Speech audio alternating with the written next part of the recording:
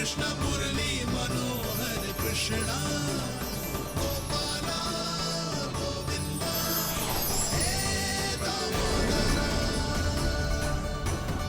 भाग्य,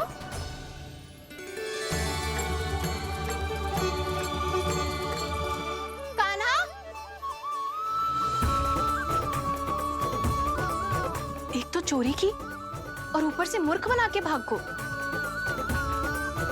ये ठीक ना है। मुझे यशोदा जीजी को बताना ही होगा, और वो भी इसके घर पहुंचने से पहले।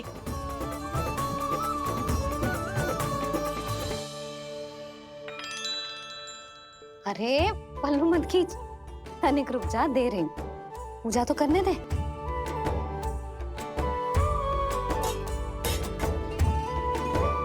ले, अब जितना मन करे उतना प्रसाद खा।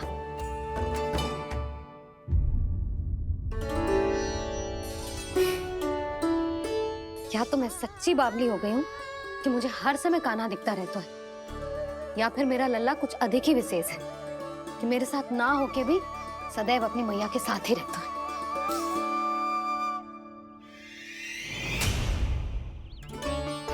आज तो कैसे प्राण बचे, नारायण ही जानते हैं। मैं तो पाऊ को सिर पर लेके ऐसे सरपट भागो कि पूरे गोकुल में। अरे बड़ बोले, इस समय तो बड़ी बड़ी मत हाको। पर असली लाभ तो वानर महाराज ने उठाया है। पूरी की पूरी मटकी अकेले लेके निकल लिए। ये हमारी प्रतीक्षा कर रहा था ताकि हम माखन बांट सके। हमारे साथ ना दाऊ, उनके साथ।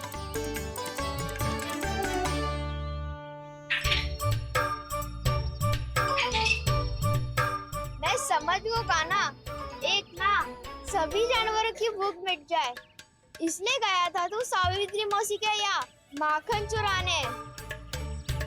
इससे पहले कि वो हमारे यहाँ पहुँच जाए, हमें घर पहुँचना होगा दाऊ, चाहे कछु हो जाए, पर देरी ना होनी चाहिए। इससे पहले कि बहुत समय बीत जाए, हमें ये समझना होगा कि लोभ आदमी की बुद्धि को भ्रष्ट कर देता है, हमारे सोचने समझने की क्षमता को नष्ट कर देता है। बहुत समय पहले की बात, एक साधु था। वो सुनसान घने जंगल में रहकर साधना करता था। ब्रह्म ज्ञान को प्राप्त करने ही वाला था कि अचानक से एक दिन उसे एक सुनहरी बिल्ली दिखाई थी। उसने उसे देखो तो सोचो कि ये तो बहुत सुंदर है, इसे तो मेरे पास रहना चाहिए, और उसने उस बिल्ली को अपने पास रख लिया। फिर उसने सोचो कि इसे तो दूध की आवश्यकता होगी और उसके लिए गाय की, तो उसने एक गाय भी रख ली। अब गाय को चारे की आवश्यकता होगी और चारे के लिए भूमि की। नारायण की कृपा से भूमि का प्रबंध भी हो गयो। अब भूमि को जोतनो है, चारा उगानो है, चारा काटनो है, और उसे गाय को खिलानो है। गाय को खिला के उसे दूध निकालनो है, और दूध निकाल के बिल्ली को पिलानो है। कार्य बढ़ गो। अब उसे लगो कि सहायता के लिए 2 जोड़ी हाथ और होने चाहिए, तो उसने विवाह भी कर लियो।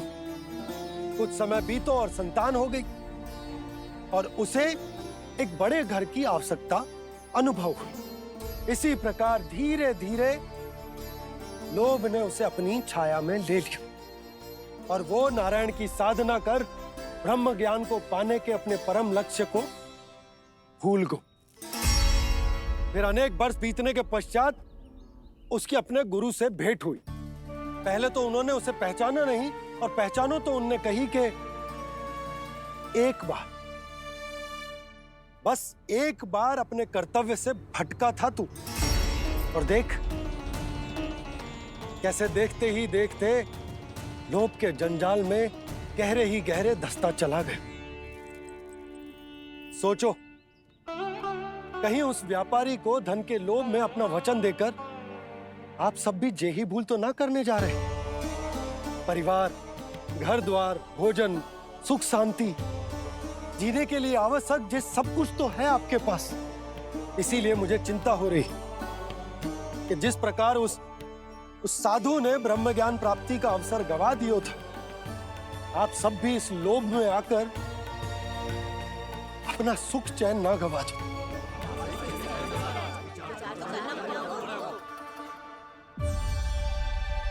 लग तो है बात सबको समझ आ रही है। भाभी आसानी से ना मिलने देंगी कान्हा से, पर उसे देखे बिना रहा भी तो ना जा रहा मुझसे। कहाँ है वो? मुझ पे बहुत क्रोध है उन्हें। इतने शीघ्र शांत ना होगा, उन्हें मनाना तो पड़ेगा ताकि मैं नंद भवन में फिर से बिना किसी रोक टोक के आ जा सकूं। पर क्या बोलूं, कैसे मनाऊं उन्हें?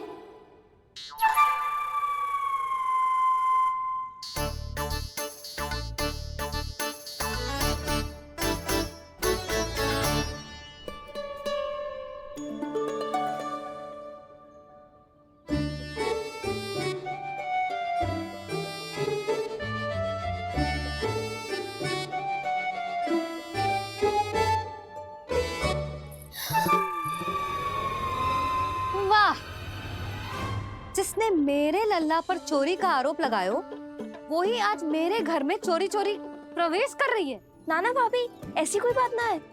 मैं तो बस ये देखने आई थी कि जसोदा भाभी का क्रोध शांत हुआ कि ना? सुन ले जानकी, मेरा क्रोध उसी दिन शांत होगा जिस दिन तू सारी गोपियों के सामने मेरे कान्हा पर लगाया आरोप वापस लेगी। चोरी करेगा तो आरोप ही लगेगा ना जीजी। फिर से आरोप? सावित्री, तू भी? कल तक मुझे ये थोड़ी पता था जीजी कि आपका कान्हा सच्ची में माखन चोरी में पारंगत है। आशा करता हूं कि आप सभी को नंदराज का विचार और संदेश सही से समझ आगो होगो।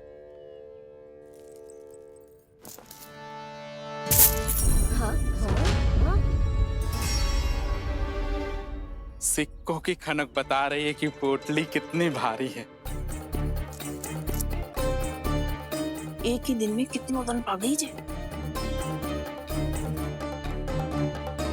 हमें भी इससे अधिक धन अर्जित करना होगा, तभी तो हम अपने उज्जवल का भविष्य उज्जवल कर पाएंगे। पहली बार कछु बुद्धि की बात की है तूने। नंदराज, हमारे मन में आपका बहुत सम्मान है, पर हम जो करना चाह रहे हैं वो लोभ ना है, वो तो विकास है। हाँ नंदराज, हम अपना और अपने संतानों का भला बुरा सोचे बिना कब तक अपना जीवन इस प्रकार जीते रहेंगे? फिर पिछले 4 वर्षों से हमने आपको कर भी तो ना दियो है। मुझे तो लगता है कि नंदराज की बातों पर शांति से सोच विचार के बाद ही कुछ निर्णय लेना चाहिए।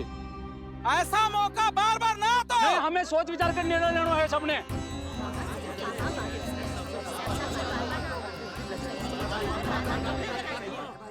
चोरी में पारंगत? हाँ जीजी, उसने टोली बनाई है और उसका नाम भी रखा है चौर्य विद्या प्रसारण टोली, और आपका कान्हा उसका अध्यक्ष है। अच्छा, तो कान्हा पूरी टोली लेकर आया था चोरी करने तेरे घर? और नहीं तो क्या। पर एक बात बताऊं जीजी, मेरे बलदर को देखकर किसी का साहस ना हुआ भीतर जाने का, पर आपका कान्हा इतना साहसी है कि बिना भयभीत हुए इतने भयंकर बैल के निकट चले गए। सच्ची? और तेरे रक्षक बैल ने कुछ ना किया उसे? है ना अचरज की बात। क्रोध के स्थान पर वो तो उसके सामने ऐसे झुको जैसे कि प्रणाम कर रहा है। और जीजी, आपका कान्हा साहसी ही ना, बहुत चतुर भी है। मैंने मटकियां बहुत ऊपर लटकाई थी, पर बताओ कि बिना चौकी के मटकी को नीचे उतारने का उपाय किसने ढूंढा? किसने? आपके चतुर कान्हा ने। उसने अपने सखाओं को पर्वत बनायो और एक पक्के सेनापति की तरह बिना भयभीत हुए उनके ऊपर चढ़ गयो और मटकियां उतारने लगो। और एक ही ना, तीनों की तीनों मटकियां उतार ली। तीनों? हाँ जीजी, और वो इतना दयालु है कि पहले एक मटकी का माखन सब में बांट दियो और फिर बची हुई 2 मटकियों में से एक मटकी अपने सखाओं को दे दी और फिर दूसरी मटकी एक भूखे वानर को दे दी। और फिर जब मैं उसके सामने जाके प्रश्न करने लगी तो उसने मुझे अपने तर्कों के जाल में उलझाया और बड़ी आसानी से सिद्ध कर दिया कि वो तो परोपकार कर रहा था। मैं तो देखती ही रह गई और शब्द तो ऐसे झड़ते हैं मुंह से जैसे कि फूल। रुक जा सावित्री, पहले तू ये निर्णय ले ले कि तू मेरे लल्ला का गुणगान करने आई है कि उसकी निंदा करने। निंदा करने ही आई हूँ जीजी। जानकी सत्य कह रही थी, आपका कान्हा माखन चोर ही है और बलराम के साथ भागा था। बलराम क्यों? वो तो साक्षात गरुड़ देव की पीठ पे बैठ के उड़ के आयो है, तभी तो तुझसे बहुत पहले आके यहाँ बैठ गओ ना। देखो कैसे बैठ के सब पहरा दे रहे हैं कि कोई पंछी अनाज ना चुगले, और तुम दोनों व्यर्थ में इन सब पर दोष लगा रही हो। कान्हा के निकट जाने का प्रयास भी मत ही करना। पहले मेरे लल्ला पर आरोप लगाती हो, फिर उससे मिलना भी चाहती हो।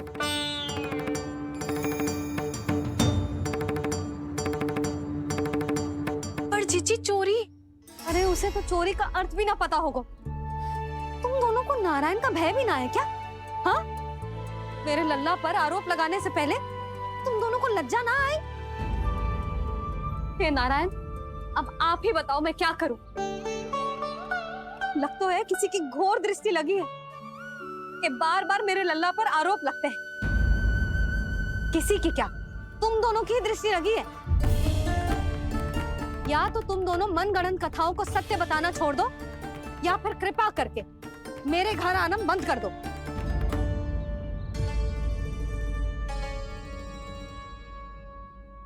अब दोनों मुंह क्या ताक रही हो? हाँ, जाओ यहां से। और तुम दोनों नंद जी की सभा में क्यों ना गई? हाँ,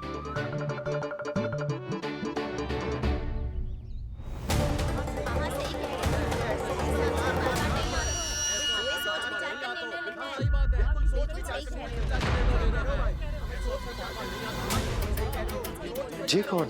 पहले तो कभी ना देखो इसे।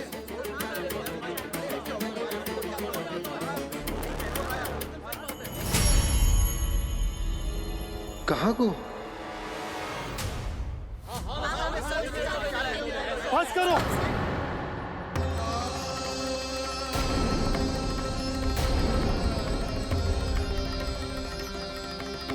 मेरी आंखों के सामने मैं गोकुल में इस तरह फूट पड़ते ना देख सकता। राजा हूं मैं, परंतु आज तक मैंने कोई भी निर्णय आप सब पर ना थोपो और ना ही आज थोपूंगा। मुझे पता है आप सबके पास कल सूर्यास्त तक को समय, इसीलिए मेरी विनती है कि आप घर जाकर रात्रि को इस बात पर पुनः विचार अवश्य कीजिएगा। सोचिएगा कि कोई भी व्यापारी अविश्वसनीय रूप से सस्ता क्रय विक्रय क्यों करेगा जब तक कि उसका कोई छुपा हुआ लाभ ना हो। हमें सोचना होगा कि कहीं हम उसके बिछाए जाल में फंस तो ना रहे।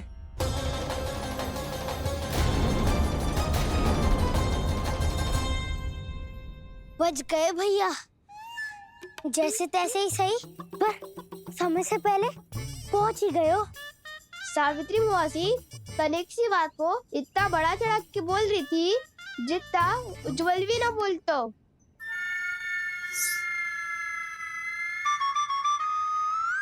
वैसे आनंद तो बहुत आयो, सच्ची।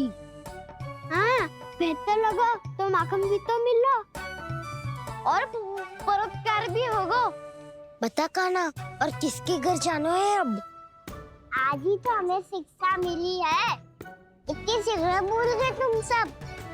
लोग के चक्कर में पड़ोगे तो फंसोगे। लोग के चक्कर में पड़ोगे तो फंसोगे।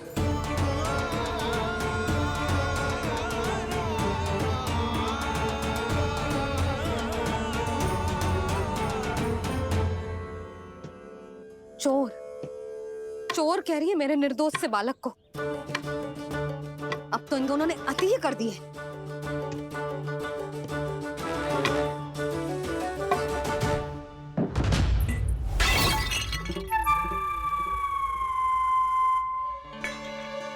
से भी अभी फूटना था, वैसे ही मैं इतनी चिंतित हूँ। कैसे समझाऊं इन गांव वालों को?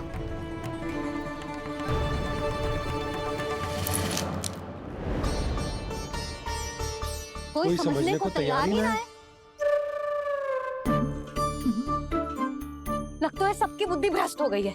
सही कह रही हो यशोदा तुम। मुझे तो लगता है कि सोचना समझना ही छोड़ दिया सबने। अनेकों तर्क देके समझा दियो, सिद्ध कर दियो, पर इनकी मोटी बुद्धि में कछु आता ही ना है।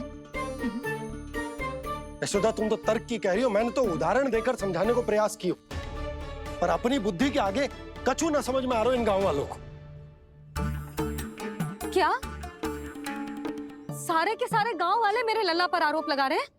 जी क्या कह रही हो तुम? मैं तो गांव वालों की बात कर रहा हूँ जो नारायण के नाम पर वचन देकर उस अपरिचित व्यापारी को अपने दूध, दही, घी, माखन सब देने को तैयार है। लो कर लो बात। मैं गोपियों की बात कर रही हूँ जो लल्ला पर माखन चोरी का आरोप लगा रही हूँ। और आज तो सावित्री ने भी लल्ला को माखन चोर कह के पुकारो है।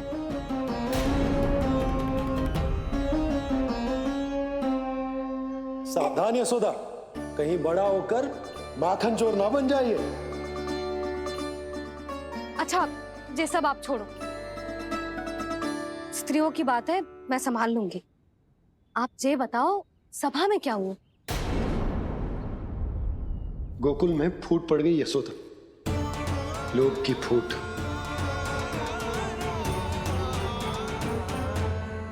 अरे रुको रुको रुको, व्यापारी जी रुकिए रुकिए। नंदराज ने प्रयास तो बहुत किया था व्यापारी जी, पर कुछ व्यक्तियों को छोड़ करके किसी के कान पे जूं तक नहीं रेंगी। इसका अर्थ फूट पड़ चुकी है लोभ की वजह से। बहुत ही शुभ समाचार लाए हो गुप्तचर। अब शीघ्र ही दिखेगा लोभ का चमत्कार।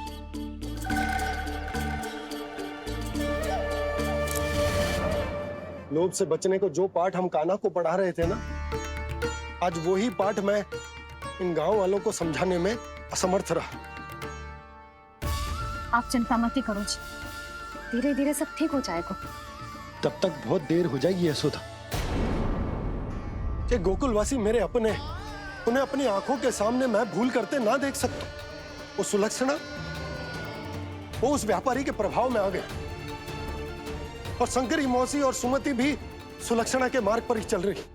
कान खोल के सुन ले बहू, आज से घर में दूध पीनो बंद, दही खानो बंद, और माखन तो बिल्कुल न खानो। पर मैया, पर किंतु परंतु कुछ ना सुननो मुझे। सुलक्षणा की जैसे धनवान बननो है कि ना?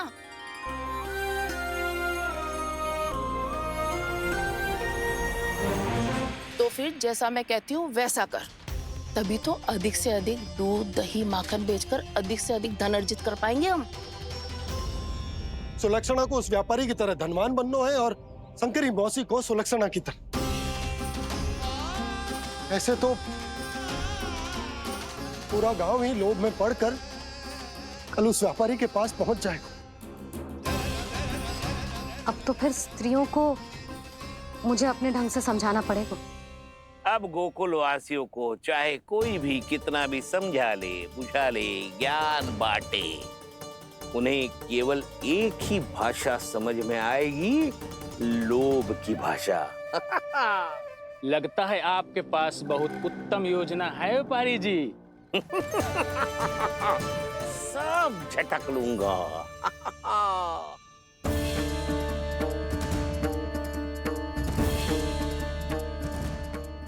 आपको क्या लगता है प्रभु, मैया के समझाने से गोपियाँ समझेंगी?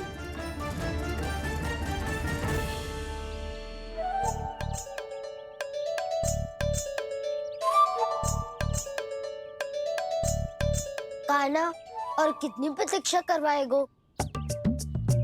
अब बता भी दे, माखन चुराने किसके घर जाना है? इतना आसान ना है निर्णय करना, समय लगता है, सोच विचार करना पड़ता है। पर ये निर्णय किया कैसे जाए पता है मुझे। लगता है वह निर्णय करना पड़ेगा कि बजना कैसे?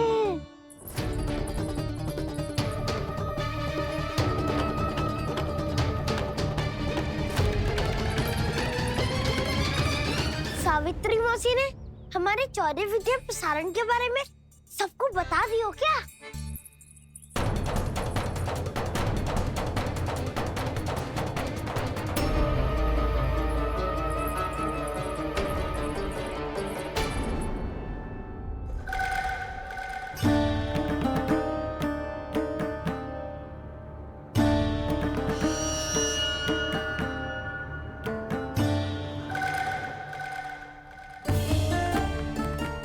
शीघ्र आओ, छोटी माँ बुला रही है।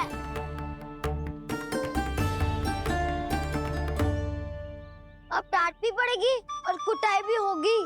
चौरे विद्या प्रसारण कल ही आरंभ हुआ था और आज ही समाप्त हो जाएगा। सब इतने गंभीर क्यों है आज? गंभीर तो होंगे ही ना दाऊ, क्योंकि मैया आज अच्छा वाला पाठ पढ़ाने वाली है।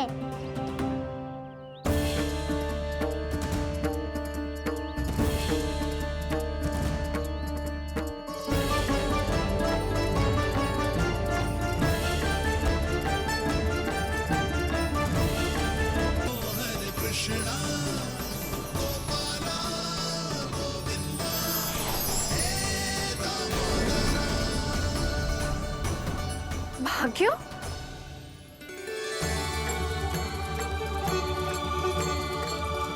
कान्हा, एक तो चोरी की और ऊपर से मूर्ख बना के भाग को। ये ठीक ना है।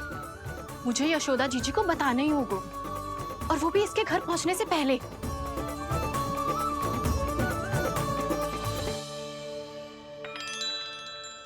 अरे पल्लू मत खींच, तनिक रुक जा, दे रही हूँ। पूजा तो करने दे।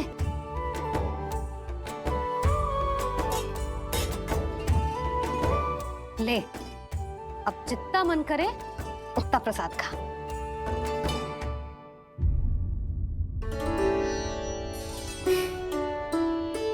या तो मैं सच्ची बावली हो गई हूँ कि मुझे हर समय कान्हा दिखता रहता है।